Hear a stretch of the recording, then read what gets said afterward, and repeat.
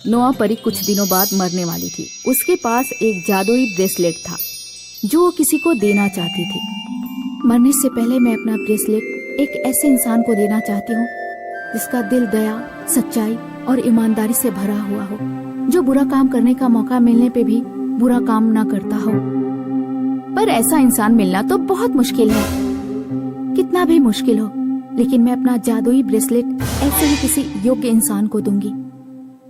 नोआ परी आसमान से इंसानों पर नजर रख रही थी। एक गांव में उसे एक लड़की दिखाई दी जो अपने आंगन की सफाई कर रही थी। उस लड़की का नाम सोफिया था। नोआ परी ने देखा कि सोफिया ने अपने आंगन में गिरे सूखे पत्ते साफ करने के बाद पड़ोसी की आंगन की सफाई की। पड़ोसी के आंगन में उसे एक सोने की अंगूठी मिली। कितनी सुंदर अंगूठी है, ये जरूर जैस्मिन आंटी की होगी। सोफिया, तुम कितनी अच्छी हो, मेरे बिना कहे तुमने मेरे आंगन की सफाई कर दी। जैस्मिन आंटी, मुझे सफाई करना अच्छा लगता है। आंटी, मुझे सफाई करते समय आपकी अंगूठी मिली है। Thank you so much Sophia. 3 दिनों से मैं अपनी अंगूठी ढूंढ रही थी, मैं इसके लिए कितनी परेशान थी। नोआ परी सोफिया की ईमानदारी देखकर बहुत खुश हुई। नोआ, मुझे लगता है तुम अपनी जादुई ब्रेसलेट इस लड़की को दे सकती हो। हाँ, ये लड़की ईमानदार लगती है, पर मैं इसे थोड़ा परखना चाहती हूँ। अगले दिन जब सोफिया आंगन की सफाई कर रही थी तो एक आदमी उसके पास दौड़ता हुआ आया। बेटी, चोर मेरे पीछे पड़े हैं, तुम मेरा बैग कुछ समय के लिए संभाल कर रख लो, मैं इसे कल वापस ले जाऊंगा। आदमी सोफिया को बैग देकर चला गया। ओफो, ये बैग तो बहुत भारी है। सोफिया किसी तरह बैग को घर के अंदर लेकर गई, लेकिन बैग उसके हाथ से छूटकर गिर गया। बैग से निकलकर ढेर सारे सोने के सिक्के, हीरे जवाहरात धरती पे फैल गए। सोफिया ने सारा सामान बैग में दोबारा भरा और अगले दिन आदमी को बैग वापस कर दिया। सोफिया चाहती तो बैग से कुछ सोने के सिक्के चुरा सकती थी, लेकिन उसने ऐसा नहीं किया। वो आदमी जो सोफिया को बैग देकर गया था कोई और नहीं बल्कि नोआ परी ही थी, जो रूप बदलकर सोफिया के पास आई थी। मैं परी हूँ नोआ, तुम सच्ची और ईमानदार लड़की हो, इसलिए मैं तुम्हें जादुई ब्रेसलेट देना चाहती हूँ। तुम अपना ब्रेसलेट अपने पास ही क्यों नहीं रख लेती? क्योंकि मैं मरने वाली हूँ। क्या परियां भी मरती हैं? हाँ, हमारी उम्र 1000 साल होती है। उसके बाद हम पृथ्वी पर किसी पक्षी का जन्म लेते हैं। मेरे पास ज्यादा समय नहीं है। इस ब्रेसलेट को अपने हाथ में पहनकर अगर तुम किसी बीमार को छूओगी तो वो स्वस्थ हो जाएगा, और किसी वस्तु को छूओगी तो सोने की बन जाएगी। उम्मीद है तुम इसका अच्छा इस्तेमाल करोगी। सोफिया ने ब्रेसलेट पहनकर अपने गांव के जितने भी बीमार लोग थे उन्हें स्वस्थ कर दिया, और गरीब लोगों की कोई एक वस्तु छूकर गरीब लोगों को समृद्ध बना दिया। एक बार देश के राजकुमार ने अपने राज्य में गांव और शहरों के लोगों के स्वास्थ्य का सर्वे कराया। सोफिया के गांव बटरलैंड के सारे लोग स्वस्थ और आर्थिक रूप से समृद्ध पाए गए।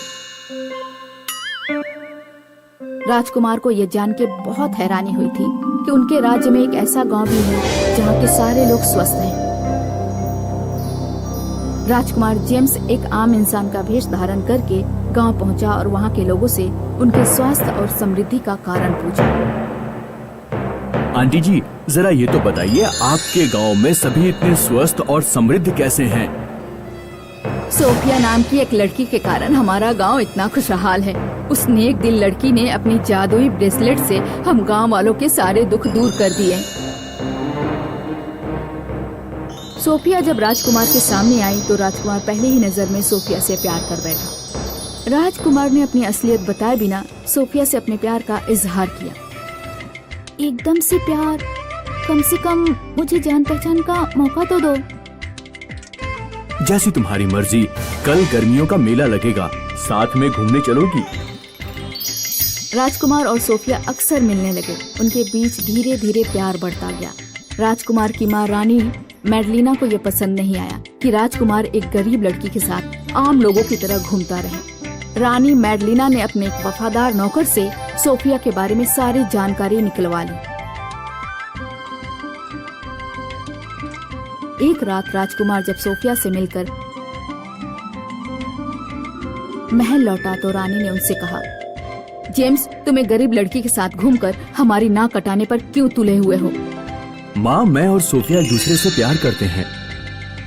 चालाक सोफिया ने अपने जादुई ब्रेसलेट से तुम्हें वश में कर रखा है।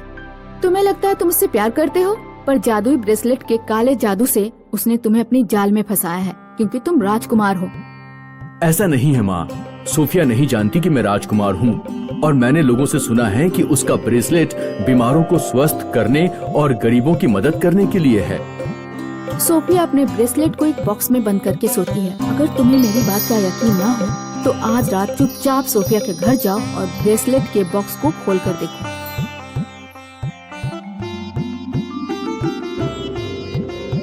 राजकुमार जेम्स आधी रात को चुपचाप सोफिया के घर पहुंचता है।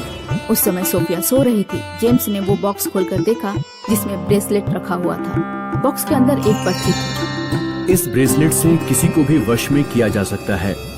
वो पर्ची रानी मैडलिना ने बॉक्स में रखवाई थी। जेम्स को लगा कि सोफिया ने उसे धोखा दिया है, इसलिए उसने सोफिया से मिलने जाना छोड़ दिया। सोफिया को जेम्स के बारे में कुछ भी नहीं पता था। जेम्स ने सोफिया को अपना असली नाम भी नहीं बताया था। सोफिया के पास जेम्स को ढूंढने का कोई उपाय नहीं था।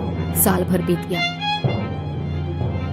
सोफिया जेम्स का इंतजार करती रही, लेकिन जेम्स उससे मिलने नहीं पहुंचा। उधर जेम्स उदासी और अकेलेपन से घिरा जंगलों में घूमता रहा। तुमने ऐसा क्यों किया सोफिया? क्यों? तुमने मुझे धोखा क्यों दिया? सोफिया ने तुम्हें धोखा नहीं दिया। कौन? कौन है? ये किसकी आवाज है? मैं बोल रही हूँ। मैं अपने पिछले जन्म में परी नोआ थी। मैंने ही सोफिया को जादुई ब्रेसलेट दिया था जो किसी को भी स्वस्थ और समृद्ध बना सकता है। सोफिया ने उस ब्रेसलेट से अपने गांव वालों की सेवा की, लेकिन अपने लिए ब्रेसलेट का इस्तेमाल कभी नहीं किया। तुम्हारी माँ ने तुम्हें और सोफिया को अलग करने के लिए ब्रेसलेट के बॉक्स में पर्ची डालकर रखी थी। सोफिया धोखेबाज नहीं है, वो तुमसे प्यार करती है। राजकुमार तुरंत दौड़ता हुआ सोफिया के पास पहुंचा। मुझे माफ कर देना सोफिया, मैंने तुम्हें धोखेबाज समझा, पर अब हम दोनों को कोई अलग नहीं कर पाएगा। जेम्स ने तुरंत ही सोफिया से शादी कर ली और सोफिया को लेकर महल में पहुंच गया।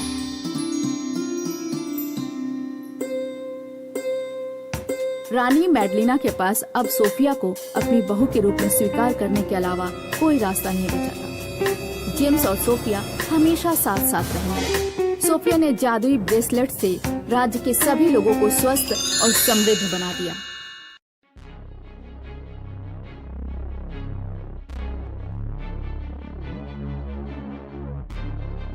पान सिंह किसी समय गांव में दरोगा था।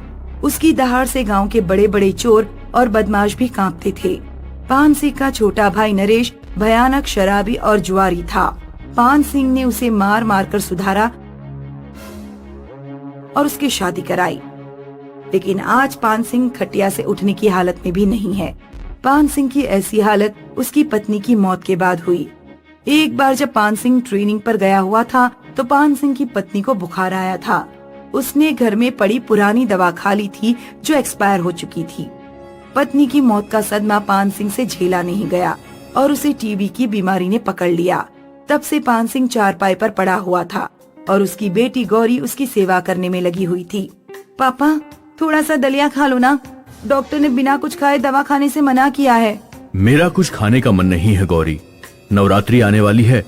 निर्मला जब जिंदा थी तो नवरात्रों के अंतिम दिन खीर, हलवा, चना और बहुत सारे स्वादिष्ट व्यंजन बनाया करती थी। पान सिंह के छोटे भाई नरेश और उसकी पत्नी पान सिंह के मरने का इंतजार कर रहे थे। उनका प्लान था कि पान सिंह के मरते ही गौरी की शादी कहीं दूर दराज के इलाके में कर देंगे। फिर पान सिंह की जमीन, प्लॉट और पूरा घर उनके लड़के का हो जाएगा। तुम्हारी भतीजी गौरी तो अपने बाप को मरने ही नहीं देगी। खाना, दवा सबका पूरा ध्यान रख रही है। कुछ उपाय करो ताकि हमारे सिर से ये बला जल्द से जल्द टले। मैं क्या करूं? जितने दिन भैया जिंदा हैं, उतने दिन तो झेलना पड़ेगा। तुम्हें जल्दी किस बात की है? तुम्हारी बुद्धि कतई लद्दड़ है। तुम्हारे भैया के जीते जी गौरी की शादी हुई तो वे शादी में सब अपनी छोरी के नाम कर जाएंगे। फिर तुम क्या उखाड़ लोगे उनका? तुम कहो तो तुम्हारे भैया का मैं इंतजाम कर दूं। तू कैसे उनका इंतजाम करेगी? नरेश की पत्नी ने मेडिकल वाले को कुछ पैसे दिए और मेडिकल वाले से वैसी ही एक्सपायर्ड दवा खरीद ली जैसी पान सिंह की चल रही थी। उसने पान सिंह की सही दवा की जगह पुरानी दवा रख दी। अगले दिन गौरी ने बिना दवा की डेट देखे अपने पिता को दवा खिला दी और पान सिंह भगवान को प्यारा हो गया। पापा, आप मुझे इतनी जल्दी छोड़कर कैसे चले गए? पहले मम्मी छोड़कर गई और अब आपने भी मुझे छोड़ दिया। शांत हो जाओ गौरी, भगवान की जैसी मर्जी। हम है ना, तुम्हें अपने पिता की कमी महसूस नहीं होने देंगे और पूरे धूमधाम से तुम्हारी शादी करेंगे। नरेश ने गंगा पार बिल्कुल देहाड़ के इलाके में गरीब और पियक्कड़ लड़के से गौरी की शादी करा दी। जाओ गौरी, अपने ससुराल में आराम से रहना। होली दिवाली पर मैं तुमसे मिलने आता रहूंगा। चाचा, मैं पिताजी की वो बड़ी वाली तस्वीर अपने साथ ले जाना चाहती हूँ। हाँ, जरूर ले जाओ। वैसे हम उस तस्वीर का क्या करेंगे? भैया तो हमारे दिल में हैं। गौरी जब अपने ससुराल पहुंची तो उसे अपने पति के परिवार की असलियत पता चली। उसके ससुराल में रोटी के लाले पड़े हुए थे। जिस दिन गौरी का पति मजदूरी नहीं करता, उस दिन गौरी को चटनी रोटी खाकर काम चलाना पड़ता। चाचा मेरे साथ इतना बड़ा धोखा कैसे कर सकते हैं? चाचा ने तो बताया था कि मेरा पति 200 बीघा जमीन का मालिक है, घर पर दर्जन भर नौकर चलते हैं, लेकिन यहाँ तो कुछ भी नहीं है। शादी के कई महीने बीत जाने के बाद भी नरेश एक भी बार गौरी की खैर खबर लेने नहीं आया। तब गौरी को समझ आ गया कि उसके चाचा नरेश ने धोखा देकर उससे पीछा छुड़ा लिया है। गौरी अपने साथ अपने पापा की जो बड़ी सी तस्वीर लाई थी उसे सामने रखकर रोजाना रोती थी। एक रात रोते रोते गौरी को नींद आ गई। तब उसे एक सपना आया। सपने में गौरी ने देखा कि उसके पिता की तस्वीर उससे बात कर रही है। रो मत बेटी, मैं हमेशा तुम्हारे साथ हूँ। तुम्हें जो भी चाहिए तुम मेरी तस्वीर से मांग सकती हो। पापा, सबसे पहले मुझे घर लौटना है। अगले दिन जब गौरी जागी तो उसने खुद को अपने पिताजी के घर में लेटा हुआ पाया। पिताजी की तस्वीर उसके सामने टंगी हुई थी। नरेश और उसकी पत्नी गौरी को अचानक घर में देखकर चौंक पड़े। गौरी, तुम यहाँ कैसे आ गई? कौन तुम्हें यहाँ लेकर आया? वाह चाचा, तुम्हारी असलियत अगर मुझे पहले पता लग गई होती तो मैं यहाँ से जाती ही नहीं। इतने गरीब घर में मेरी शादी करके मेरी जिंदगी बर्बाद कर दी और यहाँ पापा की जमीन जायदाद पर अपना कब्जा कर लिया। तुम्हें क्या लगता है इतनी आसानी से तुम मुझसे पीछा छुड़ा लोगे? ये मेरा घर है और जब तक मैं जिंदा हूँ यहाँ की हर एक चीज पर मेरा अधिकार होगा। नरेश अब अपने असली रूप में आ गया। ज्यादा जुबान मत चलाओ लड़की। अब तुम्हारे पापा जिंदा नहीं है जो तुम्हें बचाने आएंगे। लगाऊंगा 2 हाथ तो रोने लगोगी। 2-4 दिन दावत खा लो यहाँ, फिर तुम्हारे पति को बुलाकर तुम्हें विदा कर दूंगा। गौरी अपने घर तो पहुँच गई, लेकिन अपने चाचा का कुछ नहीं बिगाड़ पाई। वो अकेली थी और चाचा का पूरा परिवार था। उस रात गौरी फिर अपने पापा की तस्वीर के सामने रोते हुए सो गई। उसे सपना आया। मांगो बेटी, क्या मांगती हो? पापा, मुझे 7 पहलवान चाहिए जो मेरी रक्षा कर सकें।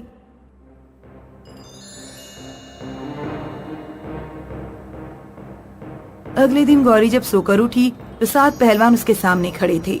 गौरी ने नरेश से जाकर कहा, चाचा, अगर आपने मुझे मेरे घर से निकालने की कोशिश की या जबरदस्ती मुझे ससुराल भेजा तो ये 7 पहलवान आपकी अच्छे से पूजा करेंगे। नरेश 7 पहलवानों को देखकर बुरी तरह घबरा गया। उसे समझ नहीं आ रहा था कि अचानक रातों रात 7 आदमी कहां से आ गए। नरेश और उसकी पत्नी रोजाना रात में गौरी को पान सिंह की तस्वीर के सामने रोते हुए देखते थे। मानो या ना मानो, उस तस्वीर में ही कुछ जादू है। मैंने गौरी को उस तस्वीर से बातें करते हुए सुना है। चिंता ना करो, आज इस तस्वीर का अंतिम दिन होगा। उस रात जब गौरी सो गई तो नरेश की पत्नी ने 7 पहलवानों से मीठी मीठी बातें करके उन्हें जहरीली चाय पिला दी। पहलवानों के मरते ही नरेश ने पान सिंह की तस्वीर को जला दिया। अगली सुबह गौरी जब सोकर उठी तो उसने देखा कि तस्वीर जलकर राख हो चुकी है। तस्वीर के जल जाने के बाद नरेश ने गौरी के हाथ पैर बांध दिए और उसे एक कमरे में बंद कर दिया। मैंने तेरे पति को बुला दिया है, वो कल आकर तुझे ले जाएगा। गौरी के सामने अब उसके पिता की तस्वीर तो नहीं थी, लेकिन अपने पापा को याद करते करते वो रोती रही और सो गई।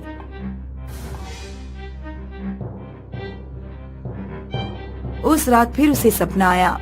रो मत बेटी, तस्वीर तो सिर्फ एक माध्यम था, असली जादू तो यादों में है। जब तक मैं तुम्हारी यादों में जिंदा हूं, मैं तुम्हारे सपनों में आता रहूंगा और तुम्हारी मदद करता रहूंगा। बोलो क्या मांगती हो?